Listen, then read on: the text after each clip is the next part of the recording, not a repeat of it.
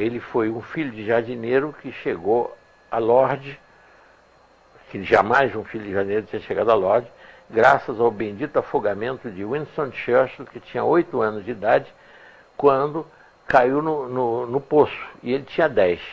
O Alexander Fleming tinha 10 anos. Ele era filho do jardineiro do pai de Winston Churchill, que chamava-se Lord Churchill. Ele salvou Winston Churchill, tirando do poço. O Lord Churchill chamou o pai dele e disse: olha, a vida do meu filho não tem preço, de Winston Churchill. Felizmente, né? Porque Hitler se deu mal graças a Winston Churchill. A vida do meu filho não tem preço. Peça alguma coisa que eu lhe darei. Se você quer uma casa, eu lhe darei uma casa. Ele disse: não, eu não preciso de casa. Eu já nasci aqui.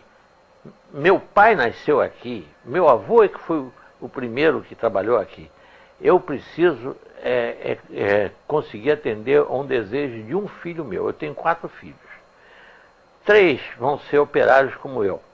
Não tem interesse. Mas o Alexandre, desde pequenininho, ele disse que quer ser médico e quer ser pesquisador, desde pequeno. E eu não teria a menor condição de atender ao desejo dele. Aí disse o Lord Churchill: então ele será. Se ele tiver capacidade, ele será. Por falta de dinheiro é que não haverá problema.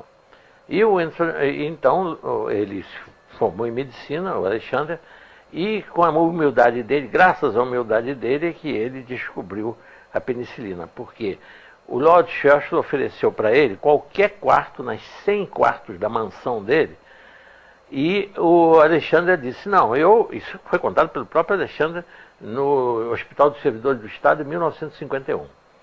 Então, na rua Sacadura Cabral.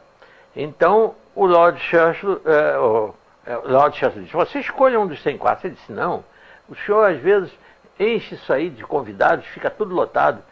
Basta um lugar debaixo da escada. Eram 2 escadas em curva que subiam para o 2º andar. E ele disse: ali debaixo tem espaço suficiente para montar o meu laboratório. E por sorte aquilo era um lugar muito úmido. E ele, fazendo experiências com placa de cultura, devido à umidade, um fungo que adora a umidade, que é o Penicillium notatum, o fungo, destruiu uma daquelas placas de cultura de determinado micróbio, foi destruído pelo fungo. Ele, como era um pesquisador, em vez de jogar fora com raiva a placa estragada, ele quis saber por que tinha havido aquele halo de destruição. E encontrou esse fungo. E descobriu que esse fungo secretava uma substância, o Penicillium notatum, que chamava-se penicilina. Bom, então ele começou a usar os antibióticos em vacas e cavalos do Jockey Club de Londres, de vacas das fazendas das imediações, com alguma doença infecciosa, uma pneumonia e tudo, e usando. Até um dia que aparece para buscá-lo o comandante da Royal Air Force, para buscá-lo, para ele aplicar penicilina em Winston Churchill, que estava morrendo no norte ele tinha ido, Winston Churchill tinha ido dar apoio moral ao Marechal Montgomery, o inglês, que estava levando a pior com o Marechal Rommel, a raposa do deserto de Hitler, né? E ele foi lá para dar apoio e contraiu uma pneumonia dupla. E já não tinha mais recurso, não estava praticamente desenganado. Aí ele e o comandante da Royal Air Force, sozinhos, atravessaram por cima da Europa, passando por zonas ocupadas pelos alemães, mas em grande altitude, eles poderiam contornar pela Espanha, dando a volta por regiões não perigosas, mas eles passaram por cima e ele chegou a tempo de aplicar em Winston Churchill. Só que ele, com a simplicidade dele, disse para o comandante da Royal Air Force: mas logo em Winston Churchill vai ser o primeiro ser humano a receber uma injeção de penicilina, logo Winston Churchill, o nosso primeiro-ministro. Ele disse: mas é tudo ou nada, ele está perdido, o caso dele está perdido.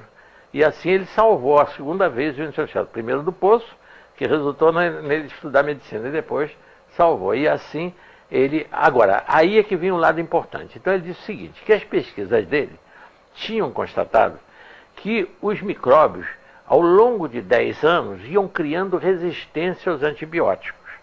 Mas também tinha constatado que depois eles perdiam a memória se ficasse um tempo sem usar o antibiótico. Então que todo antibiótico deveria ser usado num prazo máximo de 10 anos. E depois descontinuado, se possível, alguns anos. Ou, se possível, até 10 anos. Já que muitos outros antibióticos iam surgir, porque aí, desde que descobriu o mapa da mina, que é o fungo produzindo um antibiótico, os outros fungos também produziam um efeito mortal sobre os micróbios. Foi o que ele descobriu. Por isso que surgiram essa quantidade enorme de antibióticos. Tudo na base de fungos. Então, era só fazer isso.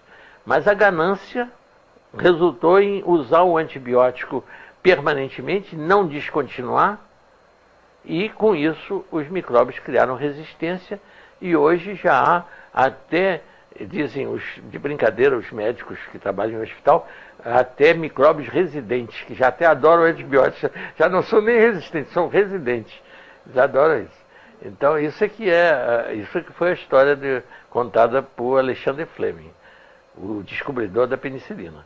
E foi os antibióticos é que levaram a descontinuar o uso da autoimunoterapia. Quando o normal, o que certo seria, era acrescentar, somar e não substituir. Por quê? Porque cada um age de uma forma diferente.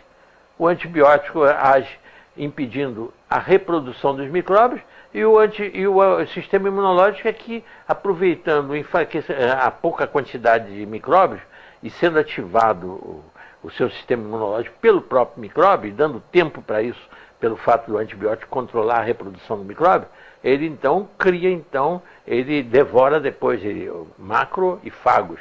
Macrófago, o termo macro é grande, e fagos é comer, come partículas grandes. Quer dizer, o macrófago aí devora o micróbio, aproveitando o fato do antibiótico. Quer dizer, se tivesse continuado usando a autoimunoterapia junto com o antibiótico, até haveria muito menos casos de resistência ao antibiótico, porque não sobrariam cepas resistentes que depois se reproduzem em outras cepas resistentes de micróbios.